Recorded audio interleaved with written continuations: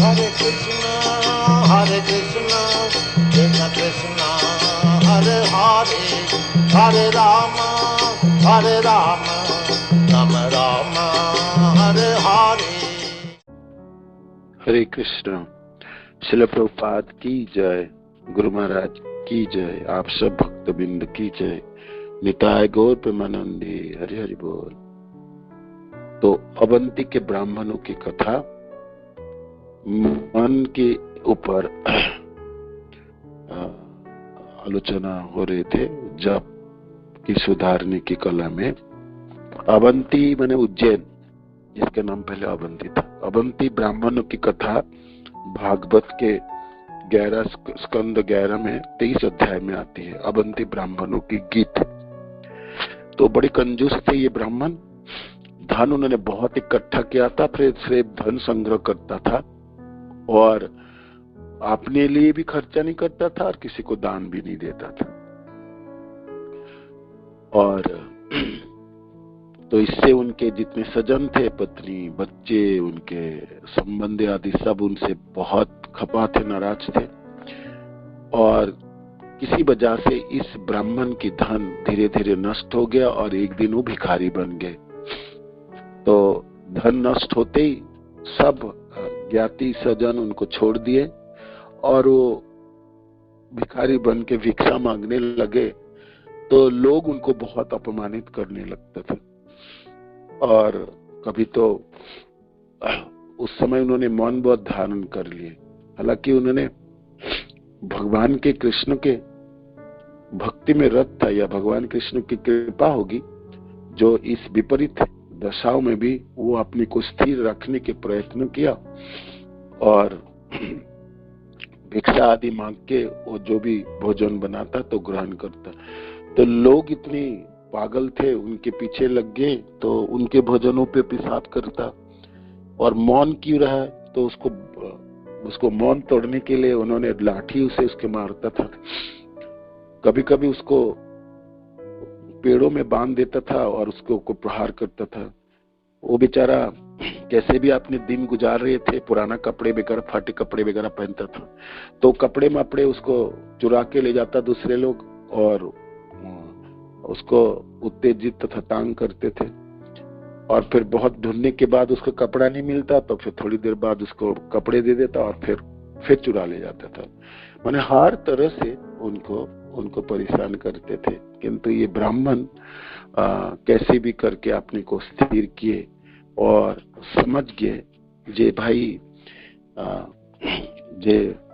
ये जो विपरीत परिस्थिति है और मेरी सुख और दुखों की, सुख के समय था और दुखों के समय तो अपने को उन्होंने सहन करने के लिए कैसे भी करके सहन कर रहे थे सब कुछ, और वो हार नहीं माने। तो इसी ब्राह्मण ने एक गीत गाए, जैसे ब्राह्मण के गीत, अवंती ब्राह्मणों को गीत के नाम से जाना जाता है। उसमें 15-16 श्लोक है। तो उसमें से हमने 2 श्लोक हम निकाल पढ़े, जिसमें इसमें महाराज वर्णन किए हैं जे भाई अवंती ब्राह्मणों की कथाओं की सार ये है जे हमारी सुख की कारण हो या दुखों के कारण हमारी मनी है ना, मन है। और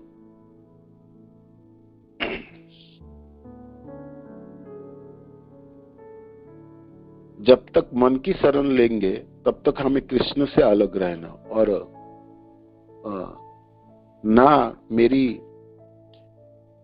ना तो ये लोग मेरे सुख तथा दुखों के कारण है, ना ही देवता, मेरा शरीर, ग्रह, मेरे विगत कर्म या काल हो।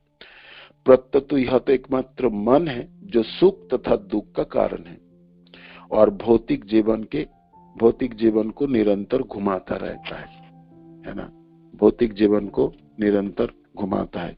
यह केवल मन ही है जिसके कारण हमें भौतिक जगत में रहना पड़ता है। मन की तनाशाई में से स्वतंत्र होने के लिए यह अत्यावश्यक है कि हम मन की इच्छाओं और घृणाओं से विरक्त हो जाए। मन की कार्य है कुछ लोगों के प्रति मित्रता करेगा, कुछ के प्रति घृणा करेंगे, कुछ के प्रति उदासीन हो जाएंगे और निरंतर आपको घुमाते रहेंगे। और निरंतर मन हमको कुछ ना कुछ बोलता रहता है, वो डिक्टेट करता रहता है, टिप्पणी देता रहता है। तो ये मन की तानाशाही हुई, मन की तानाशाही है।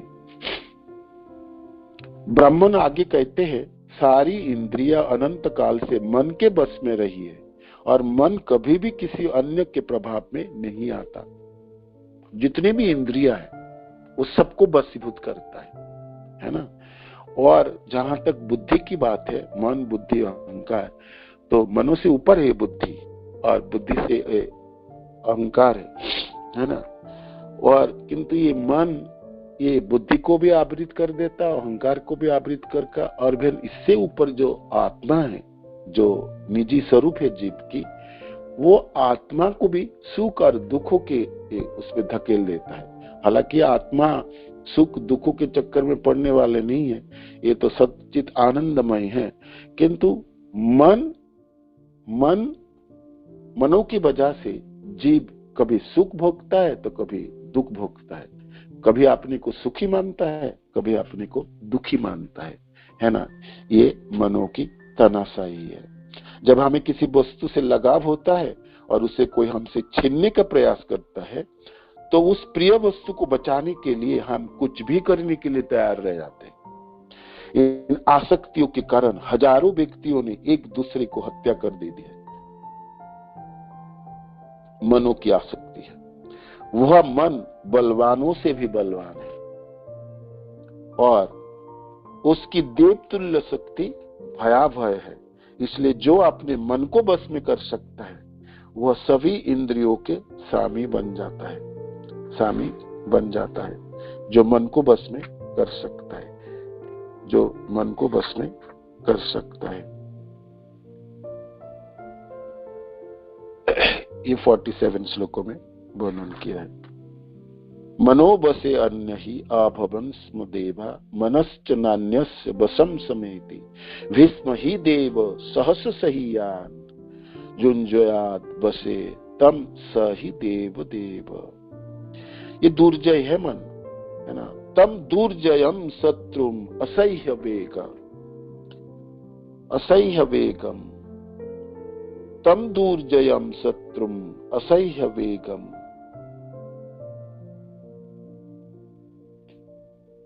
अरुण हृदय की पीड़ा पहुंचाने है, तो अरुण तुदम तत्र विजित केचित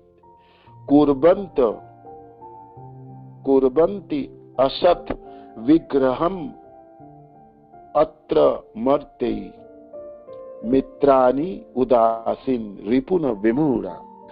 अनेक लोग इस दुर्जय शत्रु रूपी मनो को, जिसके वेग असह्य है, इसके वेग असह्य है, सहन से पार है, और जो हृदय को सताता है, जीत ना पाने पर पूर्णतया विमोहित हो जाते हैं और अन्य से व्यर्थ ही कलह ठान लेता है, दूसरे से झगड़ लेता है, दूसरे से शत्रुता मोड़ ले लेता है ना। इस तरह इस निष्कर्ष पर पहुंचते हैं कि अन्य लोग या तो उनके मित्र है अथवा उनके शत्रु है, या फिर उनसे उदासीन रहने वाले हैं। इस संसार को शत्रु, मित्र और उदासीनों में विभाजित करता है, ये कोई नहीं करता, ये मन कर देता है। मनो से ही होती है। मनो की असह्य वेग है। मन दुरंत बलवान है, और तो मनो को संयत ना कर पाने से मनो की बलों से बलवान से बलवान है ना, बलवानों से बलवान है, और इनकी शक्ति देव तुल्य है।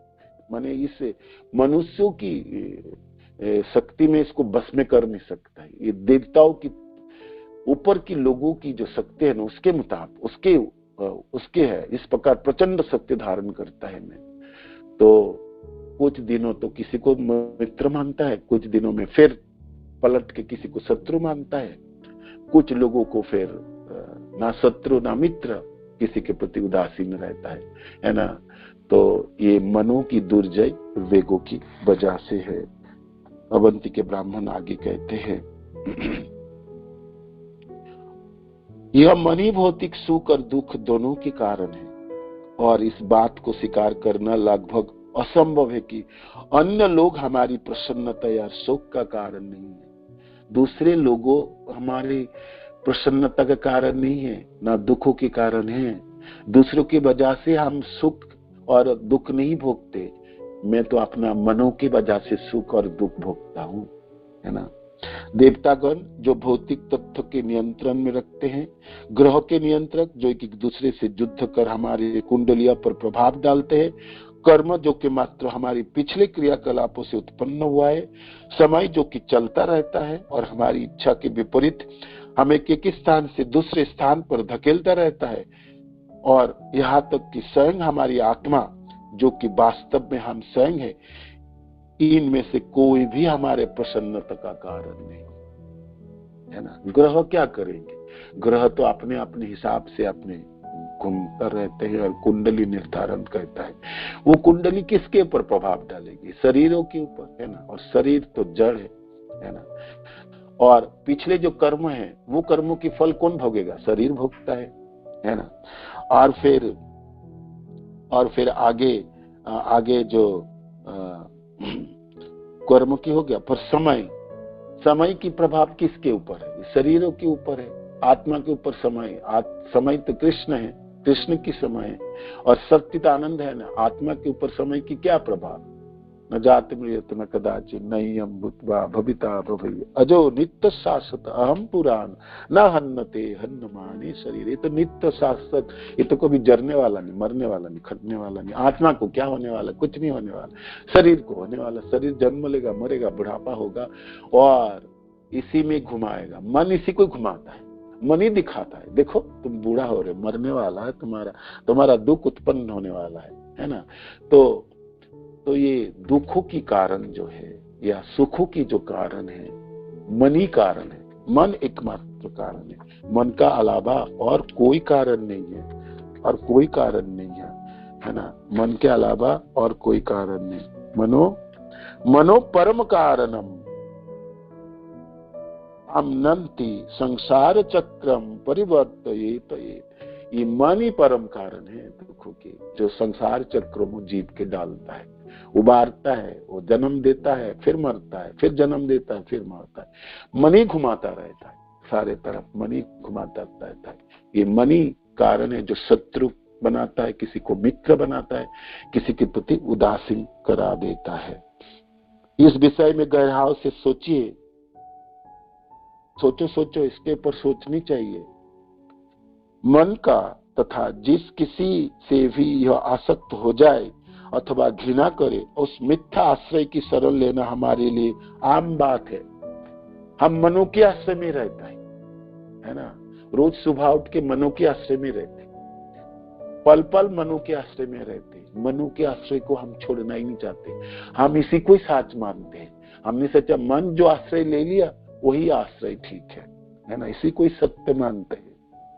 ऐसा इसलिए है कि हमें लगता है कि जो कुछ भी हम सोचते हैं वह सत्य है, किंतु ऐसा है नहीं। इसलिए अवंती के ब्राह्मण कहते हैं, इस मनो के आश्रय में क्यों लूं? इसी आश्रय को छोड़ता हूं, ये मन के आश्रय को मैं धुतकारता हूं। और फिर अंतिम श्लोकों में कहते हैं, एतां स आस्थाय परमात्मनिष्ठा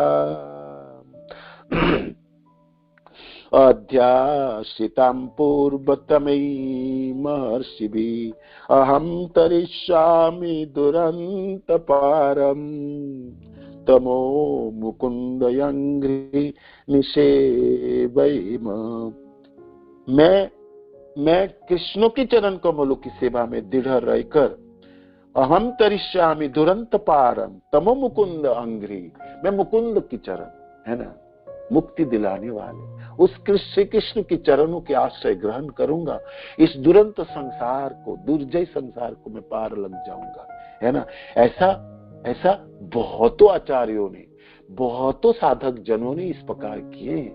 भगवान कृष्ण की चरणों को आश्रय ग्रहण करके कितने लोग इस संसार को पार लग गए। मैं भी ऐसे ही करूंगा। मैं अपने मनों की आश्रय को छोड़ता हूं, इसी समय छोड़ता हूं, और मनो का आश्रय को धुतकारते हुए उस अवंती को ब्राह्मण कहते हैं। मैं मुकुंद आंग्री, मुकुंदों की चरणों की आश्रय ग्रहण करके इस दुरंत संसार को पार लग जाऊंगा। परम भगवान ही वो आश्रय है जिनकी शरण में हमें जाना चाहिए। अन्य कोई आश्रय नहीं है, अन्य सब कुछ दुराश्रय है, सब दुराश्रय है, बाकी सब कुछ दुराश्रय है। एक मिथ्या आश्रय है ना। अद्भुत विडंबना है जीव की। वो जन्म लेता ही मिथ्या आश्रय के सहारा, वो बढ़ता है मिथ्या आश्रय में रहता है, वो तिल तिल करके बड़े होते हैं मिथ्या आश्रय में, बूढ़ा होता है मिथ्या आश्रय में, और एक दिन शरीर छोड़ता मिथ्या आश्रय कोई सहारा लेके है। अद्भुत दंड में जकड़ा होता है। मनों में मन इसको बांध देता है, मनों को आश्रय को वो आश्रय मानता है ना, और वही सब कुछ मानता है। ये दुराश्रय है, ये दुराश्रय है। हमारे पास ग्रह की अनुकूल स्थिति में लाने का अथवा किसी व्यक्ति को हमारी इच्छाओं के अनुसार ढालने का कोई उपाय नहीं है। क्या करेंगे आप? ग्रहों को कैसे हम अपने स्थिति में लाएंगे, अपने अनुकूल स्थिति में कैसे लाएंगे, है ना? वो उपाय हमारे पास नहीं है। और दूसरे व्यक्ति को कैसे कंट्रोल करेंगे, नियंत्रण कैसे करेंगे? वो मेरे पास शक्ति नहीं, हमारे पास वो शक्ति उपाय नहीं है। जो लोग हमसे असहमत है और घृणा करते हैं, उन सबको हम कहीं दूर स्थान पर कहां भेज दे? भेजने की शक्ति नहीं है। जिन लोग मेरे को घृणा करते हैं और जो असहमत हैं, जो मेरे को पीड़ा देते हैं, उनको कहां भेजूं? किसी जंगल में थोड़ी फेंक दूंगा, वो शक्ति मेरे पास नहीं है, नहीं है। उन लोगों को धकेल के बाहर नहीं कर सकता हूं मैं। और ना ही हम स्वयं को प्रियजनों के विरह से बचा सकता है। प्रियजनों के विरह से बचा सकते हैं? प्रियजन जब शरीर छोड़ेंगे, जब मर्माहत हो जाते, जब रोकते विलकते हुए, क्या करेंगे? हम बचा पाएंगे प्रियजनों को? नहीं बचा पाएंगे, है ना। कुछ भी नहीं कर पाएंगे। क्या करेंगे? ना शत्रु को छोड़ पाते हैं, ना शत्रु को धकेल के बाहर फेंक सकते, ना प्रियजनों को रक्षा कर सकते। हम कुछ नहीं कर सकते। और यदि हम यह सब कर भी सकते, तब भी वह मन अपने स्वभाव के कारण कभी संतुष्ट नहीं होता। और हम कर भी ले अपने प्रियजनों को, जिससे मैं प्यार करता हूँ, जिससे मैं आसक्त हूँ, मैं बहुत सेवा भी कर लिया, किंतु मन की क्या स्वभाव है? मन हमको जीने नहीं देंगे। अपने स्वभाव के कारण कभी संतुष्ट नहीं होंगे, हम कहीं संतुष्ट नहीं होंगे। मनों के आश्रय में रहें तो वो हमको कहीं भी रहने नहीं देंगे। वो हमको दिल्ली में ना रहने देगा, ना हमको वृंदावन रहने देगा, वो हमको हरिद्वार में नहीं रहने देगा, वो कहीं नहीं रहने देगा हमको। वो सब जगह से उठा के, एक जगह से उठा के दूसरे ले जाएगा, दूसरे से तीसरे जगह ले जाएगा। वो हमको घुमाते रहेगा, पागल बनाता रहेगा। दूर जाए असह्य वेग है इस मनो को, अनुमान है ना। इसको हम पराजित कर ही नहीं सकते, कर ही नहीं सकते। मन हमको कभी संतुष्ट प्रदान नहीं करेंगे। मन हमको हमेशा पागल बनाता रहेगा, पागल बनाता रहेगा। तो इस मनों के आश्रय को छोड़ना है, मनों को आश्रय को छोड़ना है। ये मन ही बनाता है ना, कुछ को शत्रु बनाता है। शत्रु को कहां फेंकेंगे हम? इस संसार में अनेकों शत्रु है मेरा, हम उसको थोड़ी जंगलों में फेंक के आ पाएंगे? कुछ नहीं कर पाएंगे। और प्रियजनों की विरह को भी हम कैसे सहन कर लेंगे, है ना? नहीं कर पाएंगे। हमारी अपने संसार पर नहीं कोई नियंत्रण है, इस कारण निश्चय ही हम अत्यधिक भयभीत और हताशा हो जाते हैं। संसार में क्या नियंत्रण है? कोई नियंत्रण नहीं है मेरा, कोई नियंत्रण नहीं है। इसलिए भय उत्पन्न करता है, हताशा उत्पन्न होती है।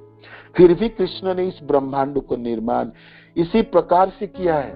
यह ब्रह्मांड हमारे अहंकार को सहयोग करने से साफ माना कर देता है। ये ब्रह्मांड हमारी अहंकार को बढ़ावा देने के लिए नहीं बनी है। कृष्ण ने अपनी संसार बनाया है, कृष्णों की बनाया संसार, मेरे मुताबिक चलाने के लिए थोड़ी बनाया कृष्ण ने, है ना। मैं जो सोचूंगा वो होने वाला नहीं होने वाला है, नहीं होने वाला। मेरी अहंकार जो चीज को पनाह देता है उसको पनाह देने के लिए नहीं बनाया इस ब्रह्मांड को कृष्ण ने। यह हमें इस संसार का केंद्र मानने से भी मना कर देता है। इस संसार का केंद्र थोड़ी हूँ, इस संसार में एक सबसे तुच्छ अधि तुच्छ व्यक्ति हूँ। मेरा कोई मोल नहीं है, केंद्र थोड़ी हूँ संसार के, है ना। ये संसार हमको इस संसार के केंद्र मानने से मना कर देता है। सब कुछ हमारी प्रसन्नता के अनुसार नियोजित हो, हमारी इस प्रसन्न में यही ब्रह्मांड सहयोग नहीं करता है। सब कुछ मेरे मुताबिक थोड़ी होंगे, सब लोग मेरे साथ सहमत थोड़ी हो जाएंगे, सब लोग मेरी मत को अनुसरण थोड़ी करेंगे, मैं जो बोलूंगा वही थोड़ी होने वाला, नहीं होने वाला। ये संसार इसलिए रचा नहीं रचा गया इस संसार को।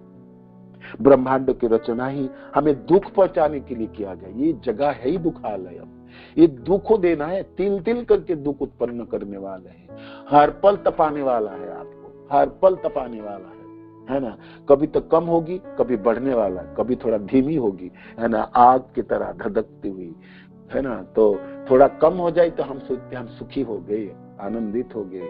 है ही नहीं संसार की बनावटी, है ही ये दुख देने के लिए, इसकी बनावटी है ही दुखों की है ना। आपको पल पल पर दुख देते हैं, है ना। ब्रह्मांड की रचना ही हमें दुख पहचाने के लिए हुई, जिससे हम सीख ले।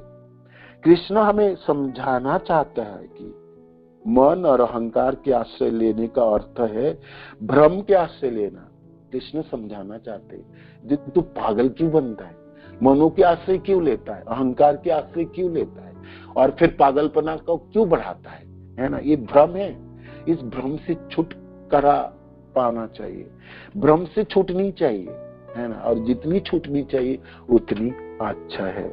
इससे अच्छा है कि हम दृढ़ होकर श्री कृष्ण के चरण कमलों की सेवा में संलग्न होकर इस अज्ञान के भवसागर से पार हो जाए, अज्ञान के भवसागर से पार हो जाए। नहीं तो ये मन काहे की रहने नहीं देंगे, जीने नहीं देंगे, कभी संतुष्ट नहीं होने देंगे। ये हर बार पागल बनाएगा, हर जन्म में पागल बनाएगा और हर पल में पागल बनाता है ना। सही आश्रय को पाना और फिर उस आश्रय को सरल लेना पूर्व आचार्यों द्वारा प्रमाणित है, जो भगवान के एकनिष्ठ भक्ति में रत थे। किसी भी आचार्यों ने मन को सुनने की परामर्श नहीं दिए, सारे आचार्यों ने मनो को धुतकारे, है ना। ये तू मन को छोड़, है ना, मन को छोड़ के, मनो के आश्रय को छोड़ के मुकुंद के चरणों के आश्रय, है ना, ग्रहण कर।